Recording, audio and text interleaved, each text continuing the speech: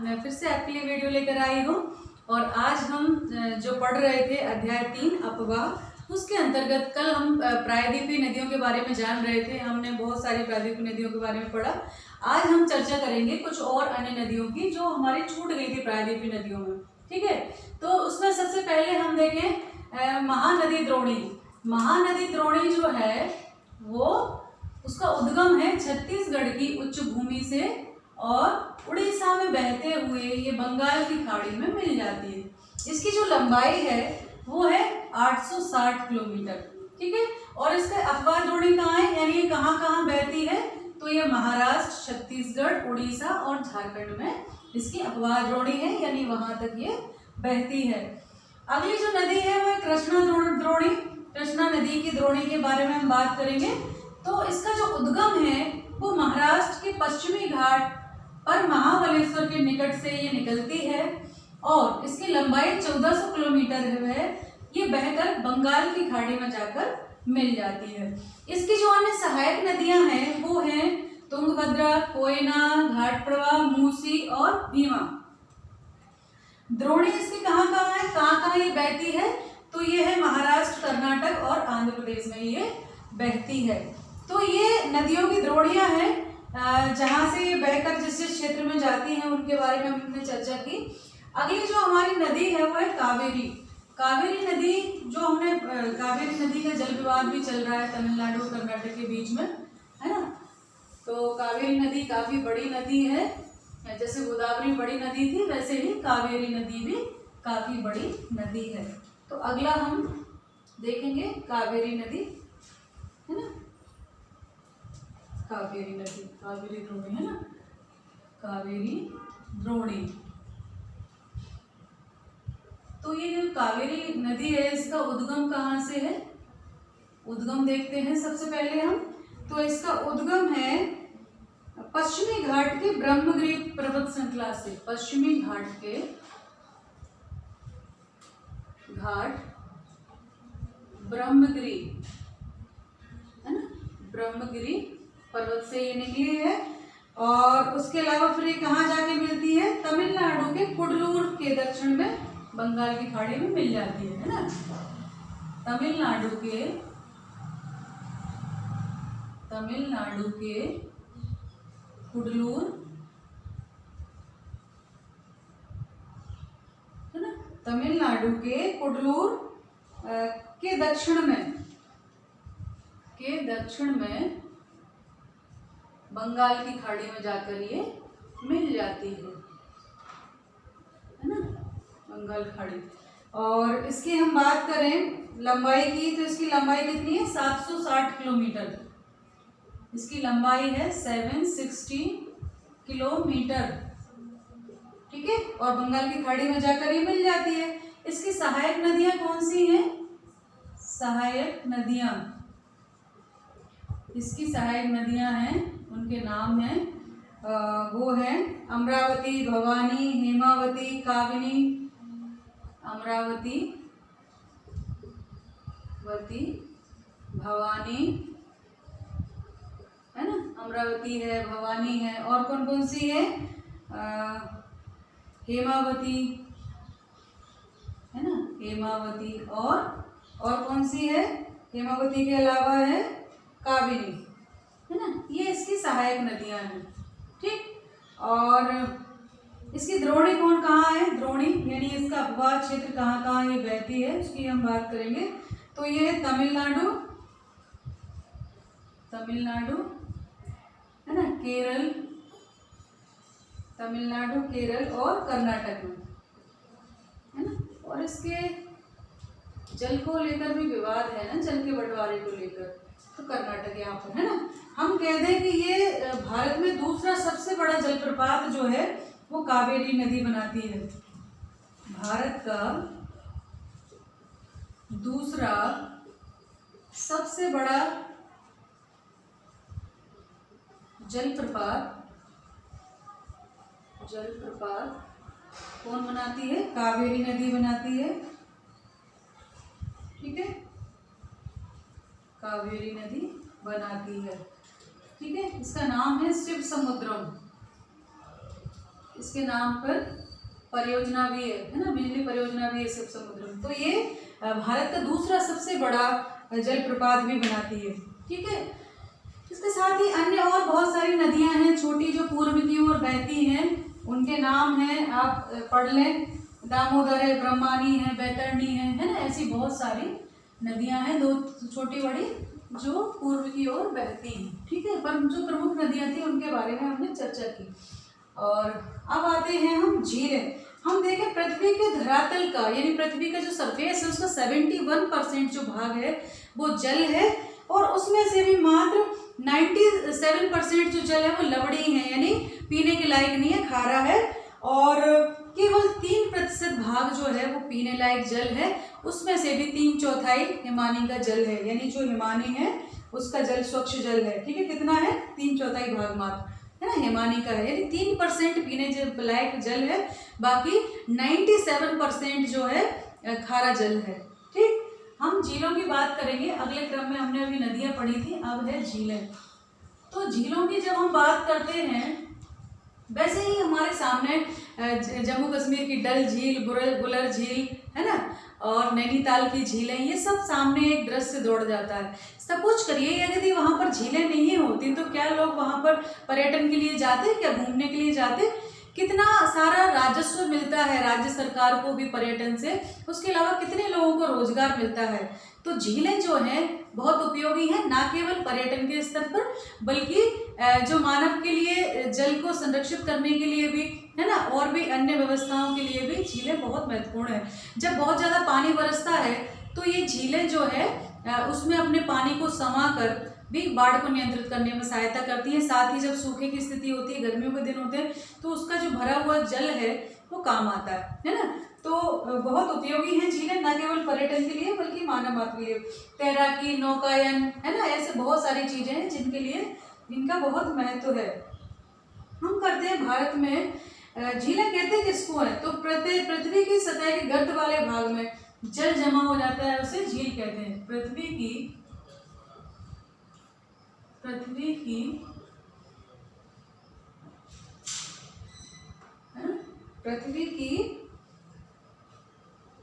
सतह के गर्त वाले भाग में, पृथ्वी की सतह के गर्त वाले भाग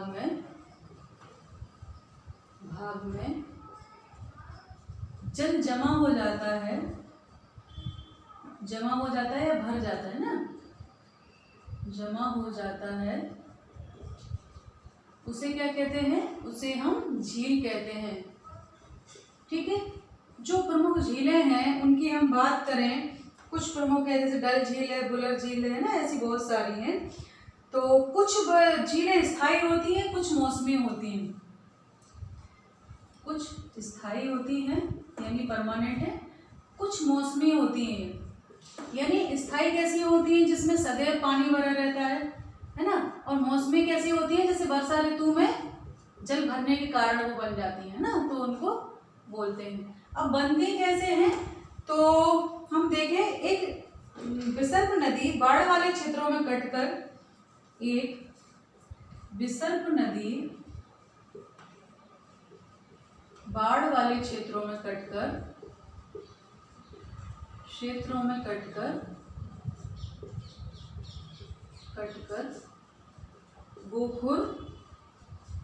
गोखुर या झील का निर्माण करती है,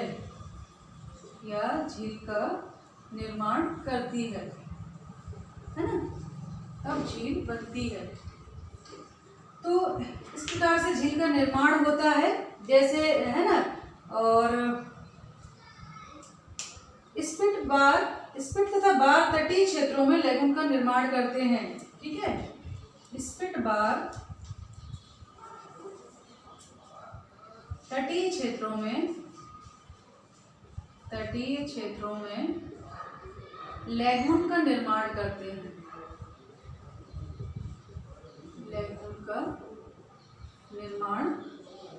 हैं, इनके उदाहरण हम देखें, जैसे चिल्का झील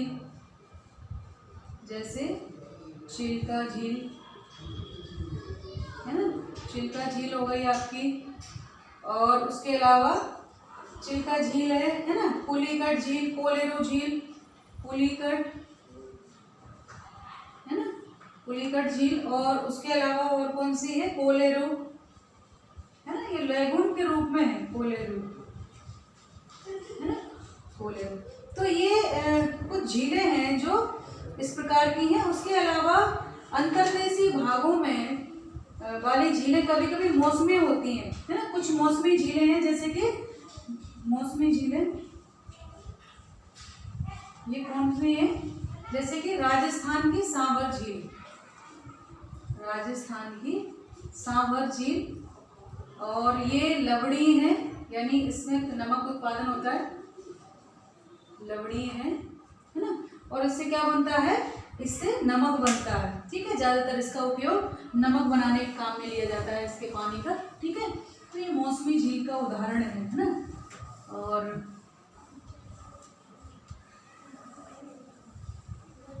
इसके अलावा हम देखें, मीठे पानी की अधिकतर जो झीलें हैं वो हिमालय क्षेत्र में हैं, ठीक है।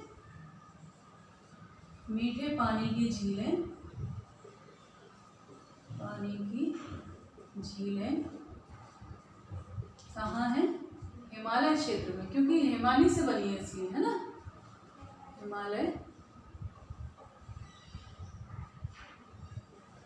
हिमालय क्षेत्र में है, ठीक है। ये हिमानी से बनी है इसलिए मीठी है ना। ये हिमानी से बनी है, ठीक। और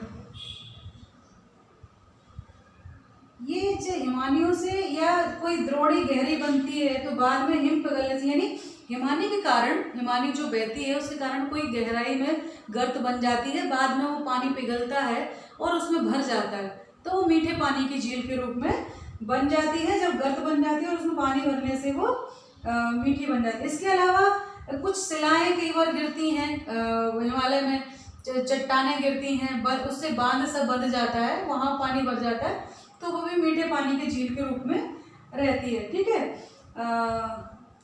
इसके विपरीत जम्मू कश्मीर की बुलर झील जो है वो भूगर्भीय क्रिया से बनी है। बुलर झील कैसे बनी है, भूगर्भीय क्रिया से, ठीक है, भूगर्भीय क्रिया से बनी है ना। और ये कहाँ है, ये मीठे पानी की झील है, ताजे पानी की, और ये कहाँ पर है, जम्मू कश्मीर में, ठीक है, जम्मू कश्मीर में। तो इस प्रकार से अलग अलग भागों में अलग अलग तरह की झीलें हैं, ठीक है। और बुलर झील भूगर्भीय क्रिया से बनी है, भारत की सबसे बड़ी मीठे पानी की प्राकृतिक झील है। इसकी विशेषता है, भारत की सबसे बड़ी मीठे पानी की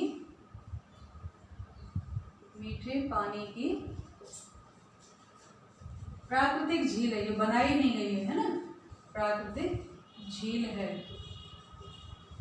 बुलर झील, है ना। बुलर झील कहाँ है, जम्मू कश्मीर में है, और ये भूगर्भीय क्रिया से बनी है, और ये मीठे पानी की भारत की सबसे बड़ी झील है जो प्राकृतिक तरीके से बनी है, इसको बनाया नहीं गया, ठीक है। इसके अलावा डल झील, भीमताल, नैनीताल, लोकताल, अन्य महत्वपूर्ण मीठे पानी की जो झीलें हैं वो है डल झील, ठीक है, डल झील है, लोकाटक है, लोकताल, ठीक। और लोकताल के अलावा है भीमताल,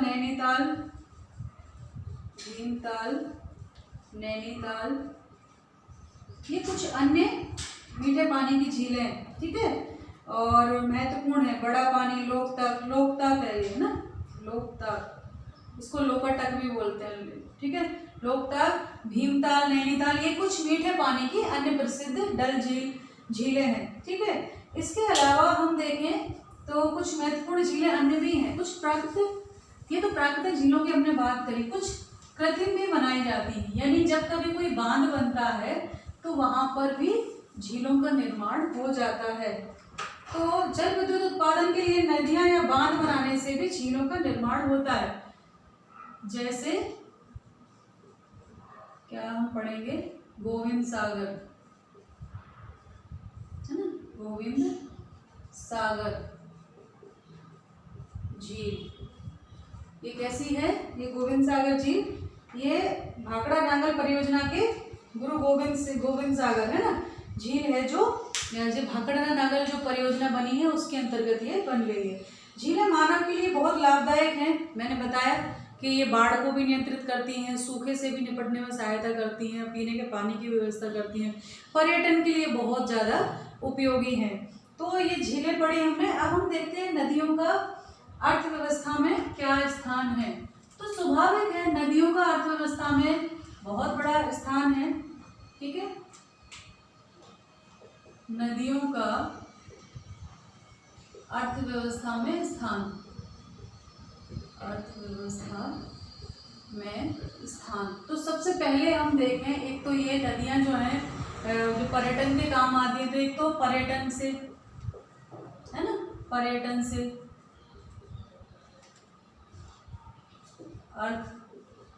अर्थव्यवस्था में योगदान देती हैं। दूसरा हम देखें तो भारत जो है वो कृषि प्रधान देश है,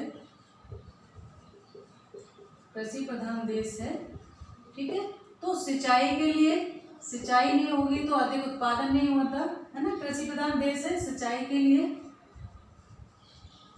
काम आती हैं। ठीक है, काम आती हैं।